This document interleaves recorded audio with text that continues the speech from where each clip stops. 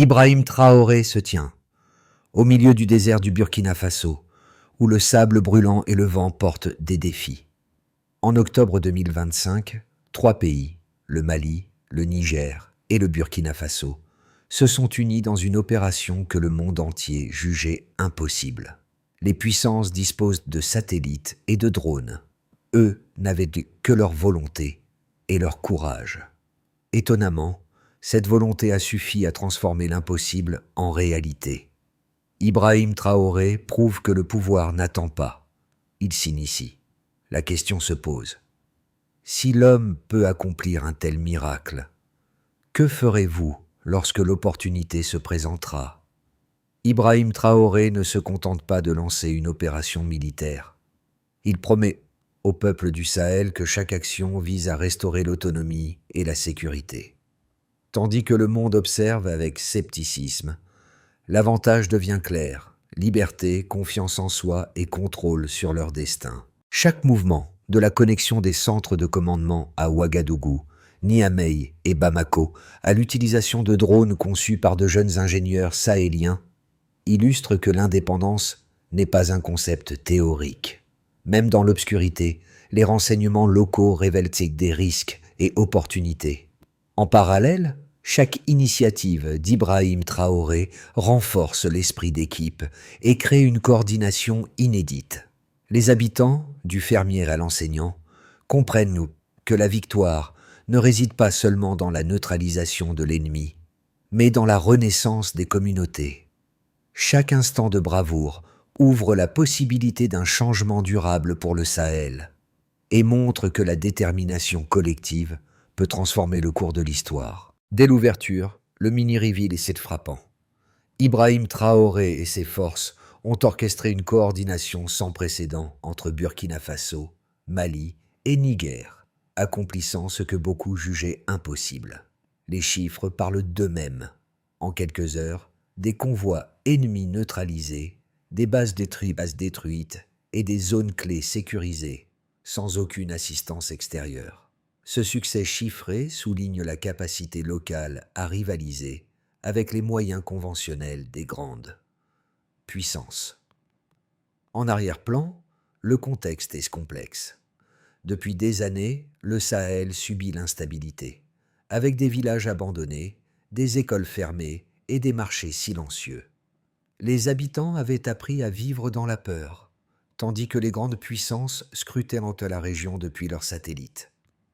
Ibrahim Traoré, conscient de cette réalité, a misé sur l'ingéniosité et l'unité. Les drones bêchés locaux, connectés à des centres de commandement discrets, fournissent une surveillance continue et permettent des frappes ciblées. Chaque décision repose sur l'analyse des signaux locaux, les mouvements ennemis et la protection des civils. La mini-révélation se double d'un récit humain.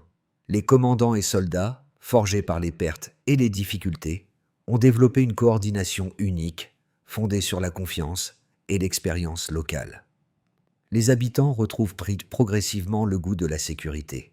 Les enfants jouent donc de nouveau dans les ruines. Les commerçants rouvrent leurs étals et l'espoir renaît. Ainsi, ce mini-reveal montre que la combinaison d'une stratégie bien planifiée, de l'adaptabilité locale et du courage d'Ibrahim Traoré transforme la dynamique régionale. Ce n'est pas seulement une victoire militaire, c'est un signal fort que la souveraineté et la résilience peuvent émerger même face à des adversaires technologiquement supérieurs. L'histoire du Sahel est réécrite sous nos yeux, et la question qui reste, si de telles réalisations sont possibles ici, quelles autres transformations sont à attendre dans les prochains mois? Dès les premières heures de l'opération, Ibrahim Traoré a identifié les acteurs clés sur le terrain. Commandants, unités locales et civils stratégiques. Chaque décision vise à maximiser l'effet sur le moral de la population et à limiter les pertes. 2 micro-cas illustrent l'impact immédiat. Dans un village isolé, des femmes et enfants reprennent confiance en voyant les convois ennemis neutralisés. Dans une autre zone, des enseignants rouvrent leurs salles de classe, rappelant que l'éducation peut reprendre même en contexte de crise. L'effet de levier se manifeste rapidement, la coordination entre forces locales et les renseignements. terrain crée une dynamique où l'ennemi est constamment en réaction. Ibrahim Traoré ne se contente pas d'ordonner. Il inspire et mobilise, donnant aux équipes locales le pouvoir de décider et d'agir selon la situation. La confiance générée est palpable, et la population perçoit que son destin ne dépend plus uniquement des interventions étrangères. Le so what de cette phase est clair. La capacité d'action locale change la perception du pouvoir dans tout le Sahel. Les villages retrouvent vie, les marchés reprennent et les enfants jouent de nouveau dans les rues, symbole d'une sécurité renaissante. Chaque succès tactique renforce la légitimité et l'autorité d'Ibrahim Traoré, mais surtout, il montre que la résilience et la détermination collective peuvent produire des résultats immédiats et visibles. L'opération dirigée par Ibrahim Traoré commence par une phase d'activation rapide. Dès l'aube, les forces locales sont en position. Unités mobiles, drones et renseignements coordonnés pour frapper simultanément plusieurs cibles. La première vague neutralise les convois ennemis qui terrorisaient les villages depuis des années. Les motos autrefois utilisées pour imposer la peur deviennent des épaves fumantes. L'effet immédiat sur le terrain. Les habitants voient la puissance locale s'exprimer et l'angoisse laisse place à la prudente admiration. La deuxième phase vise à détruire les infrastructures stratégiques. Dépôts de carburant, magasins d'armes et nœuds de communication. Chaque frappe est ciblée, guidée par les drones fabriqués localement et la surveillance des centres de commandement à Ouagadougou, Niamey et Bamako. L'efficacité est surprenante. L'ennemi, pris au piège et désorganisé, ne peut plus réagir de manière coordonnée. À midi, les routes de repli sont bloquées par des unités nigériennes et l'air est parcouru par des avions maliens qui surveillent et appuient les mouvements au sol. L'effet cumulé est spectaculaire. Chaque action est synchronisée, chaque unité connaît sa mission et les résultats se matérialisent rapidement. Les civils commencent à reprendre confiance, revenant dans leurs villages et marchés. Les enfants jouent de nouveau dans les rues et les commerçants exposent leurs marchandises, illustrant la renaissance de la vie quotidienne. Le rôle d'Ibrahim Traoré est central. Il supervise, ajuste les stratégies en temps réel et assure la coordination entre les trois pays. Ses commandants relaient les informations avec précision et chaque décision est guidée par l'objectif de protéger les populations tout en maximisant l'efficacité opérationnelle. Cette discipline et cette unité transforment ce qui aurait pu être un chaos en une série d'actions parfaitement orchestrées. Le so what est évident. La victoire n'est pas seulement militaire. Elle montre que la capacité de planification locale, combinée à l'ingéniosité et à la détermination, peut rivaliser avec les forces technologiquement supérieures. Le Sahel n'est plus simplement un théâtre de conflit. Il devient le lieu où la souveraineté, la résilience et l'innovation locale façonnent le destin. Chaque événement, du déclenchement de l'attaque à la reprise de contrôle des villages, constitue une démonstration concrète de ce que la volonté collective peut accomplir. Ibrahim Traoré et ses forces ne se reposent pas sur des impressions. Chaque action est mesurée et analysée. La première donnée clé, 41 combattants ennemis neutralisés en seulement 6 minutes. Cette efficacité fulgurante démontre la précision des frappes locales et la coordination parfaite entre les unités. Chaque chiffre est accompagné d'un contexte. Ces hommes contrôlaient un des villages depuis des années, et leur élimination a immédiatement restauré un sentiment de sécurité pour la population. Deuxième donnée, 40 fusils et un RPG saisis. Ces captures ne sont pas seulement symboliques. Elles représentent la suppression d'armes qui auraient pu terroriser des communautés entières. Ibrahim Traoré utilise ces statistiques pour montrer que la lutte n'est pas abstraite.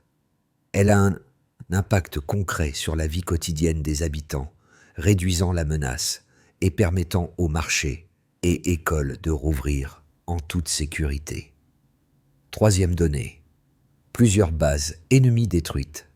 La destruction de ces infrastructures stratégiques neutralise la capacité de réaction de l'ennemi sur le long terme. Chaque base ciblée est choisie pour maximiser la disruption, garantissant que l'ennemi ne puisse pas reconstruire rapidement son influence dans la région. Le baseline Delta est clair. Avant l'opération, les villages restaient silencieux, les marchés fermés, les enfants cloîtrés. Après l'action, les sons de la vie reprennent. Échanges commerciaux et retour de la mobilité humaine. Cette comparaison entre avant et après permet de quantifier l'impact de l'opération et d'illustrer que la victoire militaire se traduit directement en gains sociaux et économiques. Enfin, chaque chiffre est intégré dans une narration humaine. Les soldats, les commandants et la population savent que chaque unité neutralisée, chaque arme saisie et chaque base détruite contribuent à la sécurité collective. Ibrahim Traoré, en soulignant ces statistiques, montre que la coordination locale et la détermination suffisent à produire des résultats concrets, même face à des forces technologiquement supérieures. Le so what de ces mesures est évident. La puissance locale n'est pas une abstraction. Les données montrent que l'ingéniosité, l'unité et la discipline peuvent transformer la vie sur le terrain. Les habitants voient, vivent et ressentent les effets immédiats. La sécurité et la souveraineté sont restaurées grâce à une action bien planifiée et quantifiée. Ibrahim Traoré a anticipé les critiques et les doutes. D'un côté, certains analystes affirment que l'absence de soutien extérieur rend l'opération risquée et fragile, susceptible d'échouer face à une contre-attaque mieux équipée. D'un autre côté, les succès rapides et les preuves tangibles, combattants neutralisés, armes saisies, bases détruites, démontrent la robustesse de la stratégie locale. En Stillman, les arguments contraires sont pris au sérieux.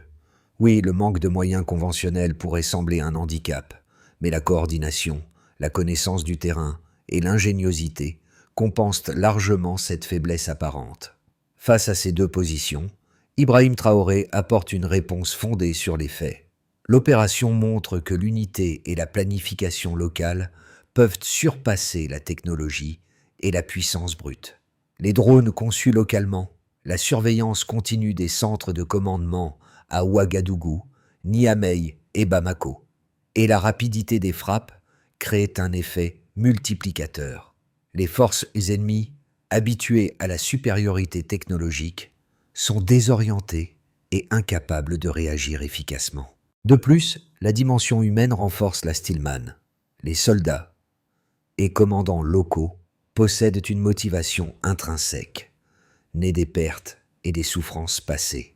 Cette détermination produit une discipline et une réactivité que les forces étrangères ne peuvent égaler. L'argument selon lequel une absence de soutien extérieur est un handicap est ainsi neutralisé par la preuve que l'intelligence locale et la volonté collective produisent des résultats concrets et durables. En résumé, Ibrahim Traoré illustre que la réussite n'est pas le fruit du hasard ni de la chance, mais d'une combinaison de préparation stratégique, de coordination locale et de motivation profonde. Les deux positions, critiques et favorables, coexistent, mais les faits sur le terrain renforcent la validité de l'action locale. La leçon est claire. Même face à des adversaires mieux équipés, la stratégie intelligente et l'unité peuvent produire un impact réel et mesurable. Au milieu de l'opération, un moment décisif se dessine. Ibrahim Traoré, observant les flux des drones et les rapports de terrain, identifie un point de bascule. Un changement mineur dans la disposition ennemie pourrait transformer la situation en avantage décisif pour les forces locales. One-liner d'ouverture. Le vent tourne pour le Sahel. Cette révélation révèle un changement immédiat de la dynamique. Les troupes ennemies, auparavant confiantes, commencent à montrer des signes de désorganisation. L'analyse en temps réel permet à Ibrahim Traoré de redéployer rapidement des unités mobiles pour exploiter cette faille, tandis que les drones assurent un suivi précis de chaque mouvement. Le micro-moment de césure démontre que la supériorité technologique n'est pas toujours décisive.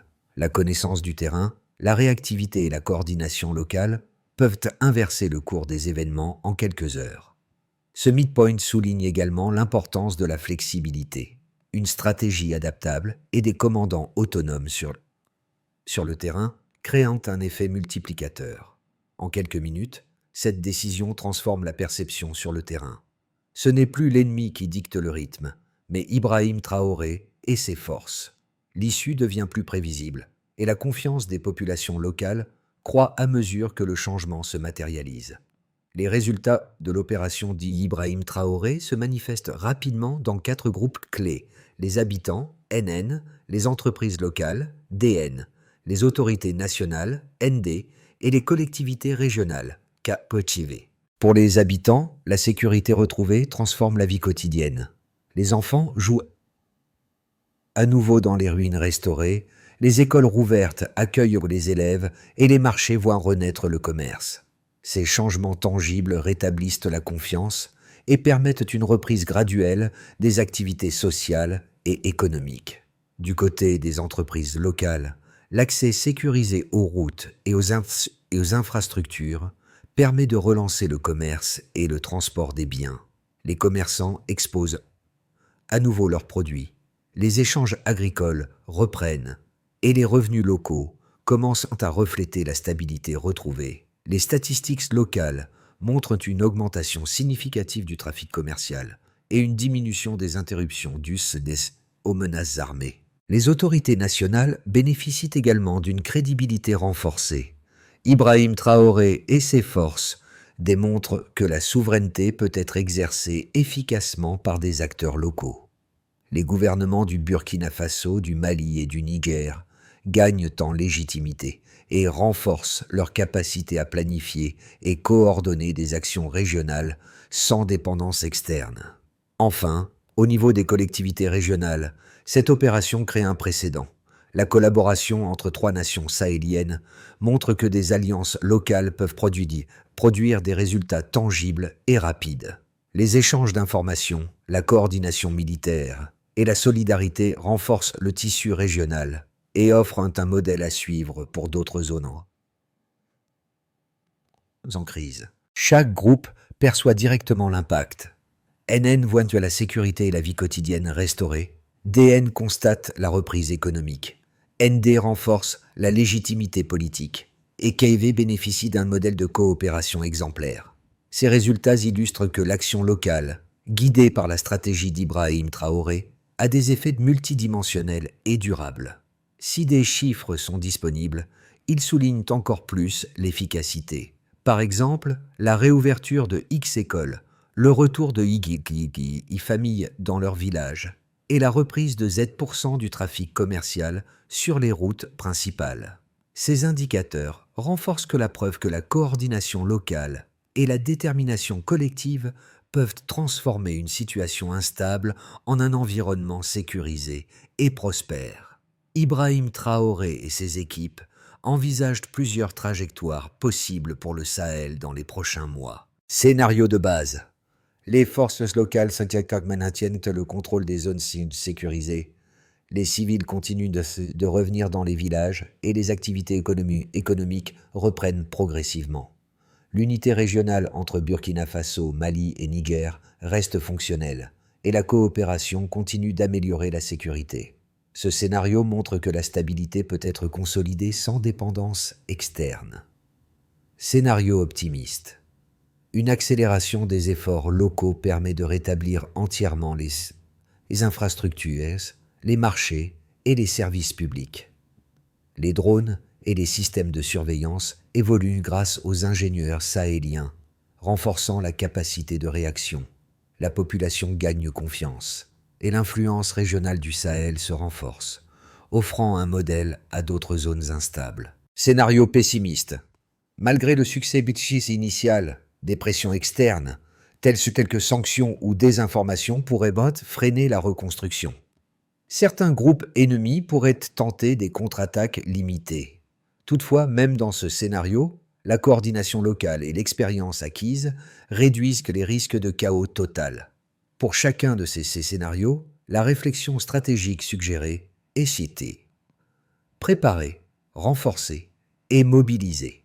Les leçons tirées de l'opération doivent guider la planification future, renforcer la résilience des communautés et anticiper les défis externes. Ibrahim Traoré insiste sur l'importance de la flexibilité et de la capacité d'adaptation. Chaque décision doit tenir compte des risques potentiels tout en maximisant l'effet positif pour la population. Ce cadre, à 6-12 mois, montre que la victoire initiale n'est pas un point final, mais un tremplin pour construire une autonomie durable. La planification proactive et l'évaluation continue des risques sont essentielles pour transformer le succès militaire en stabilité à long terme. L'action d'Ibrahim Traoré résonne différemment selon les groupes touchés. Pour les habitants du Sahel, groupe A, la victoire et la sécurité retrouvée suscitent un regain de confiance. Les enfants reprennent leur jeu, les marchés rouvrent et la vie quotidienne renaît progressivement. L'effet psychologique est tangible. Le sentiment de peur cède la place à celui de contrôle et de résilience. Pour les entreprises locales, groupe B, la reprise sécurisée des échanges permet de relancer le commerce et de restaurer des chaînes logistiques interrompues depuis des années. Les commerçants et agriculteurs constatent des revenus en hausse et une stabilité nouvelle, renforçant l'économie locale. Les autorités nationales et régionales, groupe C, observent un renforcement de leur légitimité. Ibrahim Traoré démontre que la souveraineté peut être exercée efficacement par des acteurs locaux. La coordination entre Burkina Faso, Mali et Niger crée un précédent de coopération régionale et de gouvernance proactive. De plus, pour les observateurs internationaux et les médias, groupe D, cette opération révèle un changement de paradigme. La capacité locale peut rivaliser avec des forces technologiquement supérieures, et l'Afrique peut agir de manière autonome. Ce constat influence la perception stratégique et la diplomatie régionale. Dans l'ensemble, l'impact se traduit par un mélange d'émotions et de réalisations concrètes. Confiance retrouvée, activité économique relancée et légitimité politique renforcée. Chaque groupe expérimente directement les effets positifs de l'opération, démontrant que la coordination locale et la vision d'Ibrahim Traoré produisent des résultats mesurables et durables. Pour transformer le succès d'Ibrahim Traoré en stabilité durable, une feuille de route claire est mise en place avec 5 étapes clés. Renforcement des capacités locales, former et équiper les unités sur le terrain, assurer la maintenance des drones et systèmes de surveillance et diffuser les compétences aux communautés locales pour autonomiser les acteurs clés. Coordination régionale. Maintenir les liens entre Burkina Faso, Mali et Niger pour partager renseignements, stratégies et ressources.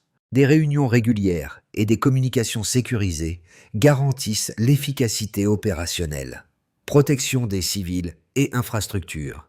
Sécuriser les villages, écoles et marchés, tout en mettant en place des protocoles de réaction rapide face aux menaces, minimisant ainsi les pertes humaines et économiques. Suivi et évaluation. Collecter des données sur les résultats des actions. Mesurer l'impact sur la sécurité, l'économie et le moral de la population.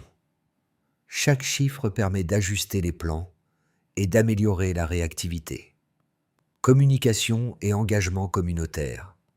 Informer la population des avancées, renforcer la confiance et mobiliser la participation locale dans la reconstruction et la sécurité. L'objectif est de créer un cercle vertueux où la population devient un acteur actif de sa propre protection et de sa résilience. Chaque étape décrit clairement qui fait quoi, quand et comment mesurer le succès. Ibrahim Traoré veille à ce que la transition de la victoire militaire à la stabilité sociale et économique soit guidée par des actions concrètes et vérifiables. Le résultat attendu, une sécurité consolidée, une population autonome, des infrastructures rétablies et une coopération régionale renforcée.